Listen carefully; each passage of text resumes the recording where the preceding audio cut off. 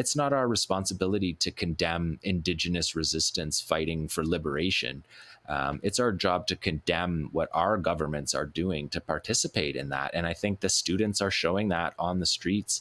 And the students, the first supporters of the students in these encampments is people in Gaza. They're using their tents to spray paint messages, authentic messages of just real gratitude and hope. They're not alone, and Palestinians have felt alone for their whole lives. They're ignored by the Arab world. They're left to fight Israel on their own, to build their own weapons. But they did it. They built their own weapons. They built a generation of children who are the strongest children in the world and give messages of strength to adults. And you're never going to defeat that. Hello, everyone. I'm Rania Khalek, and this is Dispatches. Since October 7th, the Palestinian resistance has participated in countless battles against Israeli soldiers, exacting casualties that often go unnoticed, partly because the Israelis are reluctant to release details about their losses, but also because the horrors against civilians in Gaza are so shocking, it's hard to focus on the military side of things. But nearly 7 months into Israel's genocide, the Israelis have failed to achieve any of their military objectives, while the resistance continues to launch operations and unveil new weapons under the most difficult of circumstances. Much of this can be seen in videos released by the Al-Qassam brigades, showing ambushes against invading Israeli soldiers, which have made the inverted red triangle seen in those videos a famous symbol of resistance. Joining me to discuss the battles, tactics, and weapons of the Palestinian resistance and more is Jon Elmer, a contributing editor at the Electronic Intifada. But before we jump into it, this is just part of this episode. The full episode is available to Breakthrough News members only. You can become a member at patreon.com/breakthrough news. And as always, be sure to hit the subscribe button and the bell so you get a notification whenever we post new content. And if you appreciate this show, you can also donate below on YouTube. Jon, welcome to the show. Thanks so much for having me. It's such a pleasure to have you on, especially about this topic, which has not received enough attention. I think there's so much that's been happening, obviously, since October 7th. We've been watching a genocide unfold. It's being live streamed. So people have been really horrified by the images of just horrific Israeli atrocities against civilians. Now everyone's captivated by the also horrific images of student protesters across the U.S. just facing down horrific levels of police violence and violence by Zionist mobs. But over these last almost 7 months, there's also been something else taking place, which you've focused on a lot at the Electronic Intifada, which is there is a war happening, right? Like a military war. And there is a collection of resistance groups in Gaza and outside of Gaza as well that have been fighting battles, really, really fierce battles with the Israelis. And this has received much less attention because of all the other horrors I mentioned. So that's what we're going to focus on in this episode. I want to talk to you. I want to hear from you about the military resistance in Gaza and maybe also a little bit in Lebanon. So let's start there. I know it sounds silly to ask this question almost 7 months into a genocide, but just kind of lay out when we talk about the Palestinian armed resistance in Gaza, can you break down who we're talking about? What's the collection of groups and who is it led by when it comes to military resistance to the Israelis in Gaza? Yeah, well, the Hamas movement controls the Gaza Strip. They're the elected government in Gaza and in the West Bank and East Jerusalem as well. And their armed wing, the Qassam brigades, over the last generation has really coalesced into effectively a national army. And so they operate on a national army level. They're beyond a guerrilla group at this point. And they function like an army, and they are still functioning like an army 6 months of ground war into the 7-month war. The first month was the aerial bombardment. But then there's another 10 other armed groups, primarily Islamic Jihad, Saraya al-Quds, the Popular Front for the Liberation of Palestine, the Democratic Front for the Liberation of Palestine, the Popular Resistance Committees. There's Fatah factions. The Al-Aqsa Martyrs Brigades are involved as a guerrilla group. And they function and coordinate with each other. But I think it's best to understand the resistance in Gaza as Qassam being a national army and approaching the fight that way. And that happens through its leadership, through its organization, the way it's structured. They are structured like a formal army. And they also have a weapons development program. And that's a program that's been going on for 25 years at least, in real full-fledged weapons production. And we're talking like all levels: research, development, testing, and then putting the weapons into service. And they have done that. Building that weapons industry is what has allowed what we have seen for the last 6 months of the ground war to happen, because they have stores of weapons despite living under siege, blockaded in the Gaza Strip, with no ability to reach the outside world and very little ability for the outside world to reach them. So the building up of the national army and the creation of a weapons development program to feed that army, to put a gun, to put a weapon, to put a rocket, a mortar, a hand grenade into the hands of every fighter, was a program that the Qassam Brigade started really in earnest in the Second Intifada in the early 2000s, under Adnan Al-Ghul, who was the founder of the weapons program for the Palestinians. And the other groups participate in that as well, but it's run overall by the Qassam Brigades, by Hamas, and that weapons industry is really the key to the armed groups in Gaza. And so, we hear talk about homemade weapons in Gaza, and it gives you this sort of sense that they're just slapdash. But it couldn't be further from the truth. They have used the engineering skills of people in Gaza to apply that to a weapons industry and really do research, development, and try to perfect with precision these weapons. Lots of times they're copies of other weapons. Lots of Soviet weapons are copied, but many of them are built by the Palestinians themselves, their engineering units. And of course, Hamas is deep into the sciences and engineering. And they've applied that to the armed struggle and to the liberation movement. And it's really, also to say, they also built a tunnel apparatus. The Qassam Brigades has a massive tunnel apparatus under the Gaza Strip. And so these things have all come together. And we've really seen it over the last 6 months, because the fighters are able to move around through the tunnels. They're able to be armed, apparently, with an unlimited supply of weapons. We haven't seen any indication that they're running low on weapons, which is a surprise to most military analysts who didn't follow closely. They believed that the weapons were imported and they would eventually run out. But that's not the case. So the tunnels and the weapons industry, combined with the creation of a national army under the Qassam Brigades, has really allowed what we've seen and what the world has seen. If they're looking for it, if you're in the English language media, it's almost entirely absent. But the Qassam Brigades and the other groups as well, but primarily the Qassam Brigades, they have embedded within their fighting units an information operations element. They have videographers that are part of the teams. They are part of the reconnaissance teams. They're part of the squads that go out to carry out certain actions. They're embedded completely with them. And so we have seen just unbelievable footage. The first footage we thought was unbelievable, and then it's been getting better and better throughout the war. The complexity of their attacks have gotten better. Their videography has gotten better. And of course, there's a long tradition of this. Hezbollah, of course, started this kind of video videotaping your recordings and haunting the Israelis with them. So the Palestinians learned from that, just like Hezbollah learned from the Palestinians.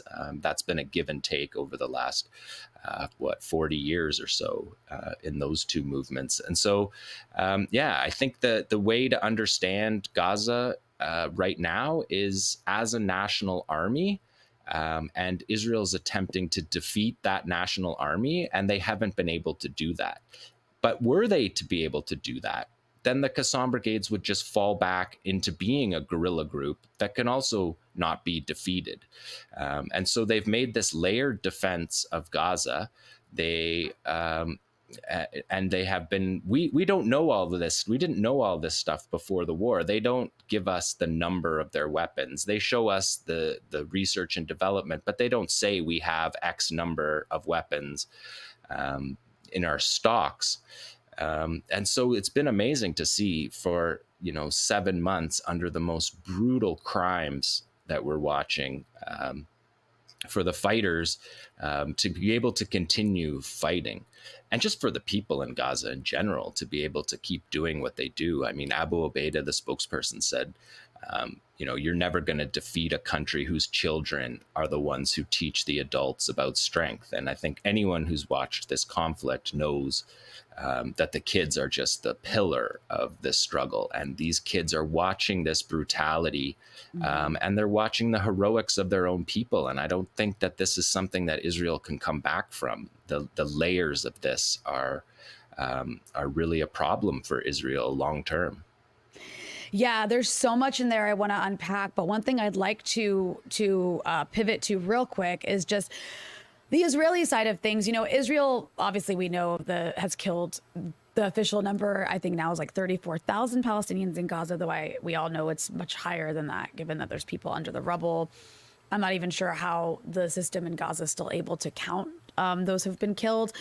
But tens of thousands of people have been killed in Gaza, half of them children. Gaza's infrastructure has been largely demolished across the Gaza Strip by the Israeli military. Israel is really, really good at flattening buildings and at killing civilians. However, militarily speaking, has Israel achieved any of its objectives? And this is not to take away from the fact that the destruction is immense. I mean, there aren't words to describe it. I'm not trying to sit here and say that no, like Israel's losing necessarily, but militarily, Israel says it's destroyed all of these Hamas battalions. They claim there's like a couple left in Rafah and then they're just done. They've destroyed Hamas, but we still see Hamas firing at Israel from all the parts of Gaza the Israelis claim to have conquered. So I'll go back to, I guess, what I originally asked and let you answer it, which is, has Israel achieved its military objectives in this? I'll be generous and call it a war instead of a genocide for this moment. Yeah, I mean, it's both. It's a war and it's a genocide. I think, no, Israel hasn't achieved any of its objectives, and Israel would be the first to tell you that. They didn't return their prisoners. They haven't defeated Hamas. They haven't destroyed the administration of Hamas. And at the beginning, they said they were going to destroy the idea of Hamas for future generations. Like these kind of absurd goals for the war they haven't been reached, and Israeli society knows they haven't been reached. They're leaving their prisoners.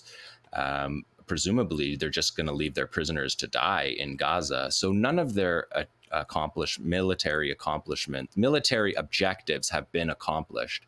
But like you said, they've eliminated the education system. They've eliminated literally the healthcare system. They dismantled the hospitals as their primary military objectives.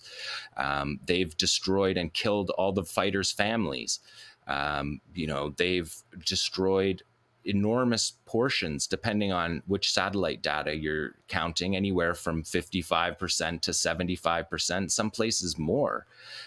Total destruction. And of course, they have billions and billions of dollars in surveillance and aircraft, tanks. And so they can destroy a lot. And the Palestinian fighters have been fighting bravely. And there's obviously a consequence to that. But there's no indication in any of the videos that we've seen of any of the large scale toll on the resistance that Israel claims. Israel claims to have killed more than 10,000 fighters. There is absolutely no evidence of that from the Israelis. There's none from the Palestinians. The number, we don't know the number. Hamas isn't saying its number because it's not identifying its fighters that are killed, because Israel's just killing their families. And not just their families, right? Everyone that lives in the building with their families. So Israel's objectives are revenge and basically hatred. They hate the Palestinians so much that that October 7th gave them an opportunity to carry out this kind of fantasy that they've had for, a number of generations, to destroy the Gaza Strip. They wanted to take over the Gaza Strip and live there. The Gaza Strip is beautiful. It's a Mediterranean coastal area. You hear the Israelis talk about trying to make it a new Singapore or whatever like this. So the Israelis had designs on Gaza, and the resistance that we're talking about drove the Israelis out of Gaza after the second Intifada, and so this was kind of a revenge mission for Israel. Israel invaded in 2014. And they were humiliated in Shujaiya. The ground war only lasted minutes, and they were smoked and had to retreat. And so they've been kind of waiting for this opportunity when they've had, when the shackles, if you will, what we thought were shackles of the Western, Western rules-based order or whatever that would keep them in check. Now that that's completely off them, they're carrying out a revenge mission that doesn't show any signs of destroying. There's no sign that they have destroyed these battalions that they're saying. These are military terms. They call them combat ineffective if they have 30% of their fighting force depleted. And so they'll say that battalion is gone now because it's only 70% functioning. But that is just not how war fighting works. It's not how battalions work. Military organization like Qassam, they replace their leaderships. They have a hierarchy. They have a way of moving new people into positions when fighters die. It's for sure costly to fight a ground war for 6 months. I'm sure there's been significant losses in the Qassam brigades and the other armed wings, but nothing like Israel is suggesting. Israel is carrying out a propaganda campaign that we've seen at all levels of this. And one of them is to have counting stats, to constantly say, we've killed 10,000, we've killed, they just went up by 100. They go up by 100 all the time. We killed 100 fighters on this day. We killed 100 fighters on this next day. And they count like that with no indication that that's true. The only indications of mass casualties have been of innocent civilians who have nothing to do with anything. And then Israel targets the ability for you to count that and to understand what's the cost on the civilians, because they destroy the civil defense gear that would dig people out. They destroy the hospital that would count the civilians. And then on Israel's side, they lie about their casualties. Mm-hmm. They have a complete censor, a total military censor on all news related to the war. They have spokespersons in every single hospital in Israel controlling information coming out of those hospitals. We see on videos clear kills on video. There's no discrepancy about that. And then there's no casualty report from the Israelis. So they lie about the Hamas toll, and then they lie about their toll, undercounting their toll and wildly overcounting the Hamas toll. But let me just say, if they did kill 10,000 Hamas fighters, there's more than 40,000 Qassam fighters. There's 10 other armed groups that have 10,000 or more fighters. So even if they were saying 10,000, which I don't believe is even close to true, I wouldn't even be surprised if it was less than half of that. You're not destroying a movement like that. That's not how it works. And then you also have every child in Gaza watching this happen and wanting to be a fighter more than any, they all want to be fighters, journalists, and doctors, because that is their war, and they see that every day. They live it. You see the 6-year-old kids going out for the food deliveries. You grow up fast in Gaza, and these kids are all going to be want to be fighters for the heroic resistance that they see every day. So there's no chance that Hamas is being destroyed. If anything, Hamas is being put to levels of popularity that it's never seen before. All over the Arab world, all around the world. You can even see it in the students, the student demonstrations, that the resistance is inspiring people all over the world. From this tiny besieged enclave that has been blockaded for 2 decades. Nobody leaves Gaza. The kids have never seen a Jew before in their life. Until the invasion happened, they had never seen a Jew in their life. That's the reality of kids living in Gaza under a blockade. So there's nothing like Israeli accomplishments. And that's why Israel's in a strategic bind within their own country, right? Their government doesn't want to get their people back. They don't want to have a prisoner exchange, which would release thousands of prisoners, Palestinian prisoners. And so we're just literally watching them let their people die day by day, rather than a reasonable prisoner exchange and a diplomatic solution that would get them Israel out of this war, that would end the war with Hezbollah in the north, that might allow their abandoned settlements in the north and the south to return back home. All of these things are very far down the line from a victory. There's not going to be an Israeli victory. There wouldn't be one if they opened a war with Hezbollah either, even more so. And so Israel needs a diplomatic solution to get out of this, but they're just wholly incapable of it right now. And the entire society is just gripped by this revenge, as if what happened on October 7th was the worst thing that any human can imagine, and any response to that is legitimate. It's insanity. It's national insanity. And it's difficult to see how Israel comes back from that.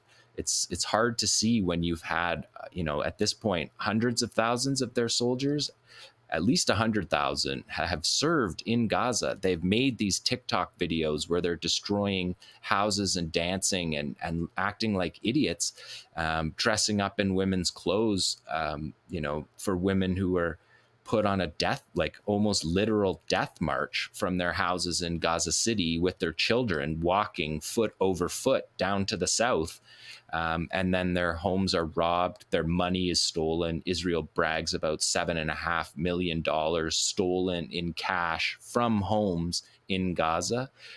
That's how disconnected they are from reality, that they believe that telling people that we've stole money from people's homes and we're putting it in the Bank of Israel, cash, we forfeited it and put it into the Bank of Israel. Whose house? Disgusting. They don't know whose house they're in. It's not like a police forfeiture of criminal money.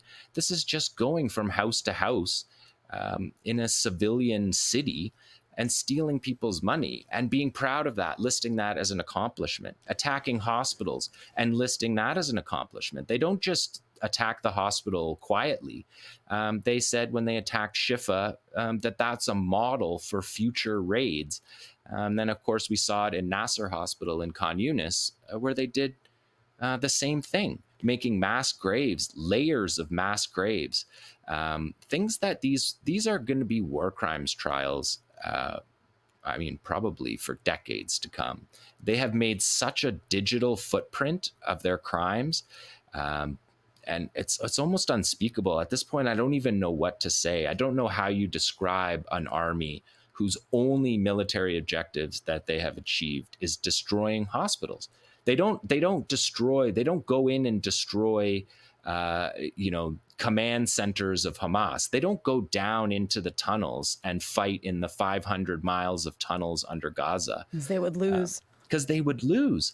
And so they attack the hospital because people didn't defend the hospitals, because Palestinians didn't believe that they needed to militarize their hospitals in order to protect patients. Although, you know what? There's a good argument to be made that actually Palestinian hospitals do need to be defended with weapons against a genocidal army. And that's what I want to ask you about that. When it comes to what they did at Shifa, and then later they did the same thing at Nasser Hospital, you called it the battle for Shifa Hospital. And like you said, no, there aren't command centers under hospitals. However, they did manage to like basically disembowel this hospital. They destroyed it. They demolished it. They tied up patients and executed them. They killed children. They killed doctors. Tell us what happened at Shifa Hospital and why you framed it as a battle. Well, I framed it as a battle because the Qassam brigades and Sarai al-Quds defended the hospital. And that was the first time that we saw them do that. In the previous raids, they didn't do that, because to defend the hospital cuts the hospital off from people accessing it. It gives the Israelis the go ahead to destroy the hospital. And so they rationally didn't set up installations in the hospitals. And then Israel decided that they're going to, one by one, from the north to the south, dismantle each and every hospital on the way through Gaza. And then they did that all the way down to Khan Yunis. And then they went back up to Shifa and re-raided Shifa. And the second raid of Shifa, the resistance defended it and fought battles out on the outskirts of the hospital. The Israelis took significant casualties in order to carry out a massacre of hospital patients, because the people who are in Shifa are too injured, too maimed to leave. Everyone else who could leave left. You saw footage of people pushing hospital beds down dirt roads. And we've seen people in the Shifa mass graves with their hospital, like with their IVs still attached to them. People who had broken arms that had the metal rods in them. They're just ripped off the bed, and they're executed with single gunshots and then bulldozed and buried in a mass grave. I called it the battle for Shifa Hospital because for the 30 hospitals they dismantled before going back to Shifa, there was a question of, I think they have to do this. They have to defend these hospitals. They have to fight outside of the hospitals. No one else was going to do it. The international community certainly wasn't going to do it. And they're going to kill everybody. They're not going in there to hold the hospital. Israel wasn't going room to room to make sure everything was okay, and facilitating electricity and, a military raid on a hospital, if you want to justify it and go room to room saying you're looking for a certain person. That's not what Israel's doing. Israel's blowing up entire wings of the hospital, killing patients, doctors, elderly people, children, and burying them in a mass grave and bulldozing over the mass grave. And in a hospital like Shifa, there's actually 3 layers of mass graves in Shifa over the course of the 6 months. And so I wanted to draw, all I do is follow what the resistance videos tell us. I'm following the battle reports. And as soon as they started defending around Shifa Hospital, it became a battle. And that's a term that I only use in certain circumstances to give what gets called a battle. I've been careful about that, but Shifa was absolutely a battle. And it's so deranged by the Israelis that they're willing to let their people die in tanks, in fiery coffins, in order to carry out for a couple extra days massacres inside of a hospital. And then they burned the neighborhood. They just destroyed the neighborhood. They burned it down. They showed TikTok videos taking flares and throwing them into people's houses where there's injured people who couldn't be evacuated, people burned to death. It's really sick what we're seeing. It's hard to even know what to say about something like that. Whatever I could say about Shifa doesn't even scratch the surface of it. And then now our friends have access to Nasser Hospital in Khan Yunis, where the same thing happened. And they're just getting in there over the last few days and showing us what's in Nasser Hospital. And it's brutal too. they completely dismantled the place, and that was their intention. They dismantled it before they left Khan Yunis. Their objective was, we didn't destroy this hospital enough in the first raid on the Khan Yunis hospital, so we're going to go back again. And if it costs our soldiers lives, we don't care, as long as we can kill doctors, maimed patients, and make Palestinians believe that they'll never be able to set up an administrative government, which is what they're doing, because a hospital does have administrative functions in it. Right. It makes sense for police to be in and out of a hospital. It makes sense for interior ministry people to be in and out of a hospital, government officials to be in and out of a hospital, especially when it's the only place with power and water and internet connection. It's a government facility. If you went to any hospital anywhere in the world, you would find government officials interacting with patients. It's a very normal thing. But Israel says that any governmental, any municipal service is Hamas, and Hamas needs to be defeated. And so they want to defeat every layer of Palestinian society, because Hamas is a government, an elected government, that runs a functioning society under siege. So the schools, the hospitals, any kind of municipal services, the Israelis destroyed the Palestinian Legislative Council. Right. So you can't have a parliament. And so that's their goal. Their goal is to destroy Hamas as an administrative apparatus and as a military apparatus. And it's easier to destroy the civilian apparatus, because they can go into Shifa Hospital and attack people who can't fight back. It's really unbelievable. I mean, look, I haven't studied military history, but is there like a precedent for dismantling hospitals as a part of your policy of war? I know that hospitals have been targeted before. Like, I know the U.S. targeted a hospital in Afghanistan and then apologized for it. I mean, who knows if they meant to do it or not?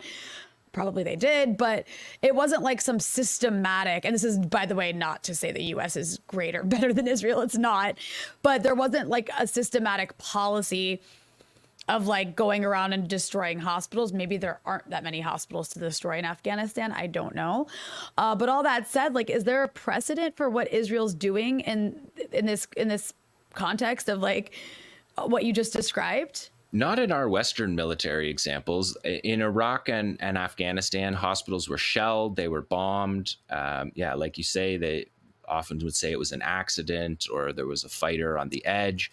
But they also took hospitals, like the Marines went in and took hospitals, but they allowed the hospital to function. They went in looking to clear out if there was any fighters in the hospital, and then they moved on. They didn't kill people in their hospital beds, the war crimes of the American empire are significant, and so we're not saying that we're saying that these crimes are worse than that.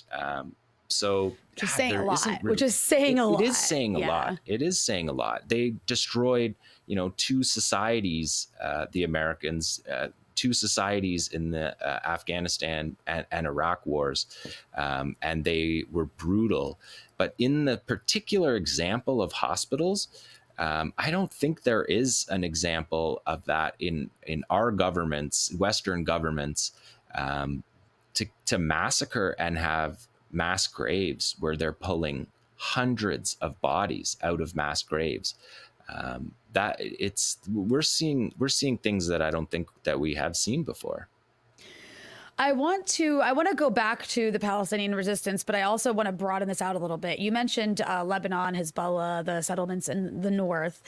Now, Hezbollah's videos aren't as exciting as the Qassam videos. It's much more about weapons, right? Like unveiling weapons, because there's not the same sorts of battles like in face-to-face kind of ambushes, because the Israelis have not invaded Lebanon. That said, the Israelis definitely have an appetite for invading Lebanon. I don't think they actually could if they tried. We saw what happened in 2006. But can you talk a bit about what that would look like? Like, what are they up against when it comes to Hezbollah? Obviously, Hamas and the various other factions, they're operating out of a death camp that is surrounded. Hezbollah is in a country and they have a lot more depth, whether it's in Lebanon or Syria as well. They have a lot more depth to work with. They have far superior weapons because they're not surrounded the way that Hamas is. So a war with Hezbollah would look a lot different. I think the Israeli military brass is well aware of that. So can you talk a bit about that? Yeah, I mean, Hezbollah is many years ahead of the Palestinian resistance in this type of weapons procurement and development. And like you said, they're not isolated. They have a land corridor. They have allies that they can trade weapons with. Their fighters can leave and go and train on these weapon systems outside of the country in a way that Palestinians can't. And they've built up a significant arsenal that we haven't seen yet.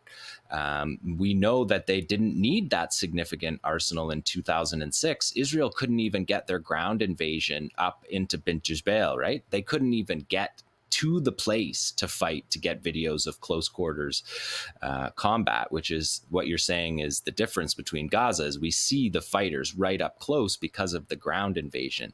The videos that Hezbollah has shown us throughout this war are incredible videos, but they're at a distance. They're at a distance and they're using more high-tech weaponry and using it very effectively. And the idea that the Israelis are going to carry out a ground war in Lebanon, I don't want to be making predictions, but fair. We shouldn't be. This army can't. The army can't take Khan Yunis. This army, the paratroopers brigades, their special forces brigades, their best fighters, 4 months in Khan Yunis, they couldn't take Khan Yunis. They couldn't take any objective in Khan Yunis except for a hospital. There's courageous fighting with significant weaponry, homemade weaponry. It's just a completely different story if you're talking about invading Lebanon. In fact, I would say if there was an open war between Hezbollah and Israel, the fighting will probably be in the Galilee. The odds that Hezbollah comes for the Galilee, I see those as higher than columns of Israeli tanks that were built for urban warfare climbing the side of a mountain to get up into the villages in Lebanon. And I think the Israelis see that too. They've been worried about Hezbollah coming down into the Galilee, making the fight be inside Israel, not inside Lebanon, the same way that Qassam did on the 7th of October. To bring the fight inside the country of Israel is a complete paradigm shift for the way that these wars have been fought for Israel's occupation. If you go back, to the 1980s, Israel could do more or less whatever it wanted in the early 80s, late 70s. By the year 2000, they're running away from South Lebanon so fast they're leaving their computers on and their helmets hung up, and people are watching them run down the hills. And when I was in Lebanon, people told me those stories of watching them run down the hills. And they told the stories of the tanks from 2006. They would point to the track and say, look at how far the tank got, because you could see the tank track coming up the hill and it didn't go into the village. There's a stop on it and it got disabled and dragged back down the hill, leaving these big scars down the hill. And people in South Lebanon, they loved it. These were paradigm shattering moments that Israel could never come back from. The defeat in South Lebanon in 2000 inspired the Palestinian uprising. The Palestinian uprising destroying Merkava tanks inspired Hezbollah in 2006. So these paradigm shattering moments are also piling on each other in a way that I just don't see Israel doing that. I feel like that is really an existential war. The Israelis have been saying it's an existential war in Gaza, which I think is a bold move when you're losing that war to call it existential. Like, it makes you want to say, like, promise this is existential. But in Lebanon, it's real. It's Yeah. real in Lebanon. Lebanon has the ability to precisely target all Israeli infrastructure, from its nuclear plants to its chemical plants to its offshore gas, to hit its air bases, to take its fighter jets down, to fire rockets at a rate that Israel's never seen, and not just Katyusha rockets, heavy payload, accurate missiles that are directed and hit their targets. And we saw with Iran's attack, from 1,500 kilometers away, that Israel wasn't able to defend completely against that from half a continent away. And a week's notice. At least. Let's remember that. Yeah. At least. Hezbollah's going to fire those from the hilltops, and they're going to hit army bases, air bases that are all over Israel. They can hit downtown Tel Aviv. They can make Tel Aviv an unlivable place within hours. If that's the war that Israel wants, Hezbollah is, of course, like historically patient and don't escalate like that. And the Iranians were the same. The Iranians didn't send ballistic missiles at Tel Aviv. They sent them at desert air bases. But if the missiles were to rain down on Tel Aviv, I don't know how long people would want to be living in Tel Aviv. I think Israel's in a little bit of a bind here, a big bind. And it's not clear how they're going to get out of it. Opening an open front with Hezbollah, I feel like verges on national suicide. Yeah, indeed. And I mean, it stands to be seen. You're right. I don't want to make big predictions either, because the Israelis can be quite irrational and unpredictable, but I'm not sure how suicidal they are. And that's not to say they wouldn't be able to destroy Lebanon. They absolutely have the air superiority to completely 2,000 ton bomb demolish Lebanon across the board. There's no question about that. But Israel also has to deal on a diplomatic front when it comes to Lebanon with the fact that Lebanon's a country. And unlike Gaza, Lebanon has embassies. I mean, they can carpet bomb big parts of Lebanon, but they can't. I mean, they could carpet bomb all of it, but then they're just going to piss off their allies too, because I don't know how happy the Europeans would be, or Americans would be, if their soft power arms across Lebanon were destroyed, including their embassies. That stands to be seen. However, like you said, these, Hezbollah, Iran, they've sent Iran with its missile attack that was very choreographed and, a week in advance, basically told everyone they were going to do it. That was intended to send a message of their capabilities. Everything Hezbollah has done is strategically to send a message and not escalate into the bigger war. And I just want to show kind of a juxtaposition here, because I don't know how many people who watch my show are necessarily following along the videos, or if you've ever even seen these videos. So I just want us to show these are both videos you've tweeted out, a recent video from Qassam, just kind of giving an idea of what they're putting out. And this, of course, has the red triangles in it, become the inverted red triangle, which have become a quite famous symbol of resistance across the region these days. Here's across the world. It's really remarkable.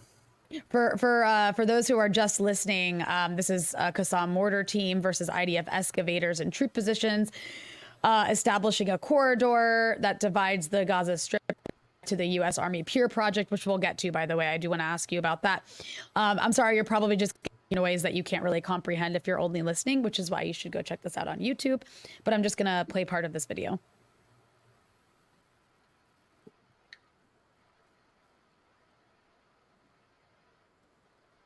Yeah, those triangles.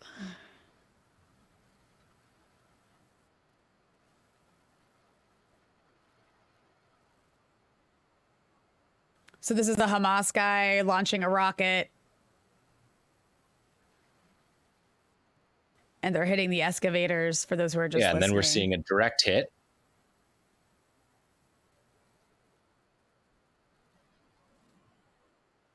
Another direct hit. I like how they rewind and then back.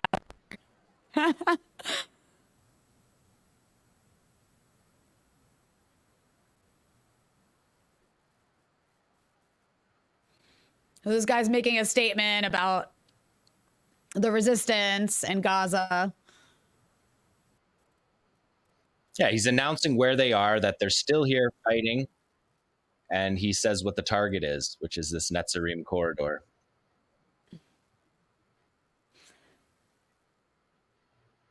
And so these guys, by the way, so I mean, we don't need to play the whole thing. It's like 2 minutes long. I encourage people, by the way, if you're not following along on the Telegram channels, to go follow Jon Elmer. Because you have been basically like, sometimes I honestly, like, I used to follow every single one of these videos, but it's been so overwhelming. I catch them actually on your Twitter account. You're always pointing out, oh, this is happening. This is happening. And I think that's really important for people to follow along with. These videos are really well edited, first of all. As far as propaganda goes, very well done. It's keeping people also like knowing that the resistance is still fighting. Because, 10 years ago, 15 years ago, we wouldn't have had these videos to look to know what's happening, that these battles are even really taking place unless we hear about them. And then I just want to show a Hezbollah video to you, which you also posted recently, to kind of give an idea of like the Hezbollah style of video, which is different. They have, the sort of opening Arab war music that you in the beginning. Yeah, Hezbollah keeps a steady soundtrack for all the videos. They really do. But theirs all have a much different feel because, like we were talking, they were saying this is not face-to-face battles, or I mean close-up battles. This is not an ambush. This is really just like kind of unveiling weaponry, showing what they're capable of. And what I'm about to show here, I'm just reading your tweet.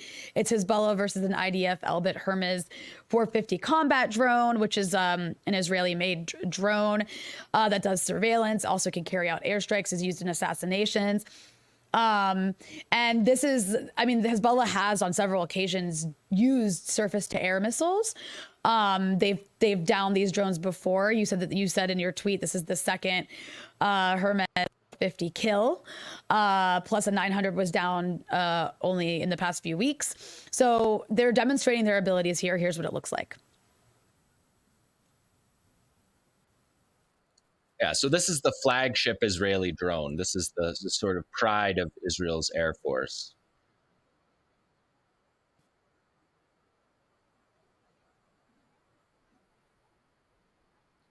It's well the drones edited. That buzz over Gaza. Yeah. So Hezbollah gives you here the statistics, the specs. These are killer drones.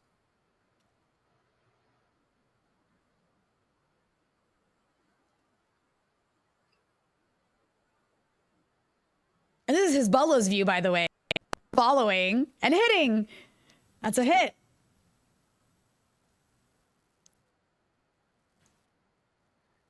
They're showing us the hit again. It's impressive. And then we watch it tumble out of the sky. Bye-bye, killer drone.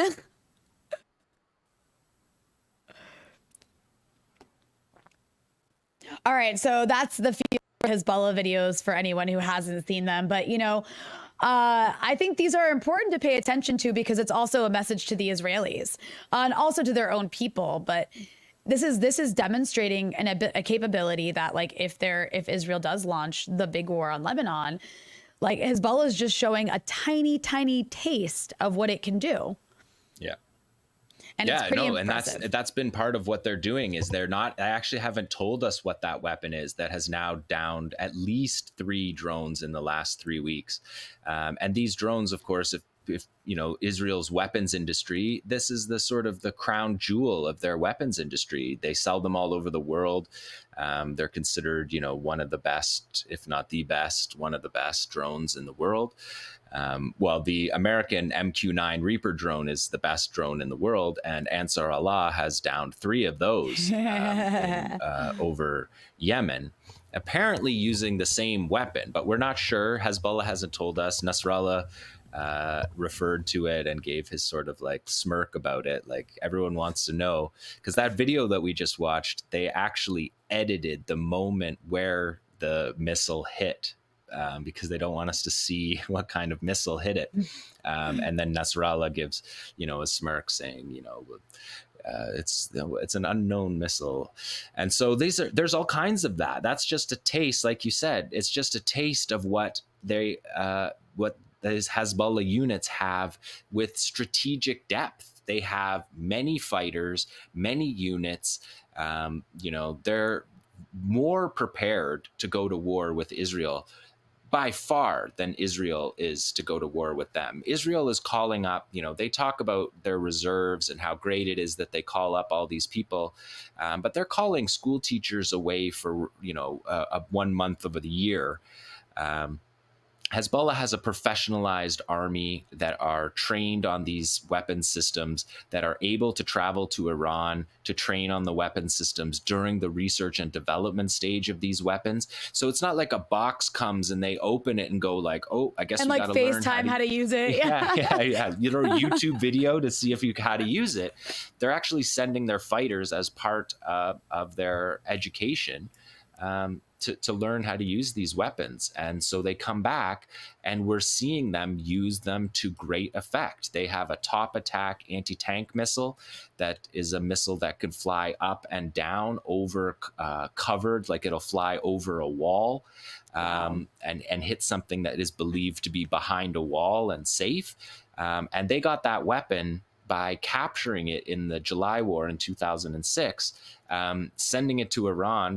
Iran reverse engineered it and made this weapon system that will be devastating to the Israelis in a ground invasion. We've seen them use it. We've seen Hezbollah use this. It's called the Almas. We've seen them use it against positions, against tech equipment, and we've seen it a couple times against tanks, but it's a tank killer. And so the mechanized invasion of Lebanon by Israel will be met by this very sophisticated peer, near peer to the Israeli weapon. They're using an Israeli weapon system that is one of the pride weapon systems of Israel that the United States uses, the Spike missile. It essentially is a missile that you could drive after you fire it. So it allows the crew to fire it and then get away safely. You don't have to linger in the spot. And you can just steer it as if it's its own, effectively its own plane. And so you can take it up over a wall, right? Israel builds their bases on the top of the mountains, and then they build a high wall. This weapon can travel below the Iron Dome air defense system and then travel up and down and hit. And when you're talking about anti-tank warfare, those weapons are going to be devastating. To be able to accurately hit from it's called non-line of sight. So it means that the person who fired it doesn't need to be looking at the target. So you can fire it in a completely different direction, and then somebody takes over the flight and changes the direction and hits the tank from above where it's less armored. These kind of weapons, we've only seen little bits of them, but were they to be applied across the battle space in Lebanon, they're not going to win that war. And I don't think the Americans think that, which is why there's aircraft carrier strike groups floating off the coast. It's why they came immediately after October 7th. I mean, Israel needed all kinds of support after October 7th. They basically needed the world to mobilize for them, from an attack by 1,000 fighters with homemade weapons coming out of Gaza. What happens when you have 20, 30, 50,000 Hezbollah fighters who have been training for decades and are skilled fighters? The Palestinians are skilled fighters.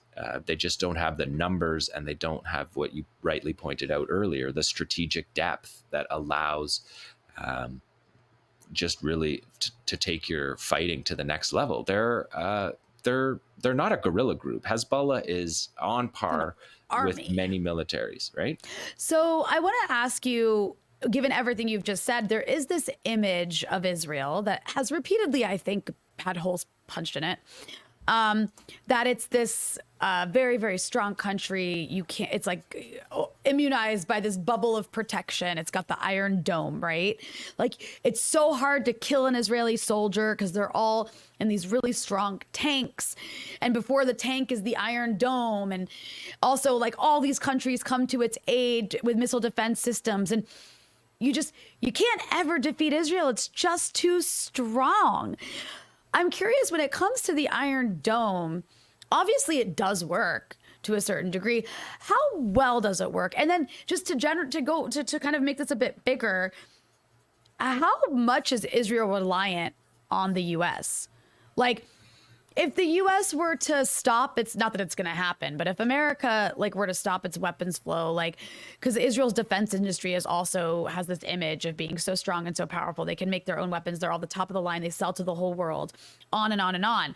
So how much is Israel actually dependent on the U.S. to win a war, or I shouldn't even say win, just to survive a war?